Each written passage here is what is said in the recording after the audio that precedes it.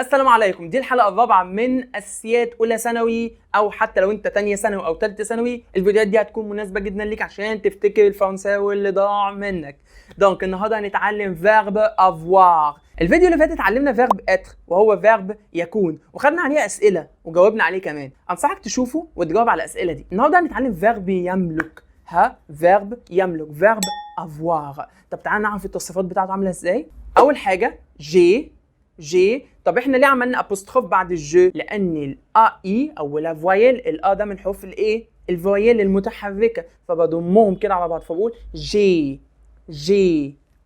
tu as il a elle a nous avons، نحن نملك. nous avons، vous avez، انت تملك او انتم تملكون. ils ont.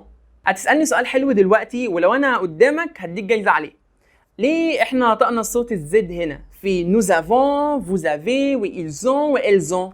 الحرف الأخير اس وأوله حرف فويل، فبعمل كده ربط ما بينهم. بعمل ايه؟ ربط ما بينهم. بنعمل كده حرف الصوت زد، فبقول nous avons، vous avez، ils ont، elles ont. السؤال بتاع النهارده، vous avez deux frères des sœurs؟ لو عندك اكتب لي إجابة وي أو نو. وما تنساش طبعا تدخل على الجروب بتاعنا أولى ثانوي أو تانية ثانوي أو تالتة ثانوي على حسب المرحلة بتاعتك، هننزل عليها المنهج كامل. أشوفكم على خير، سلام.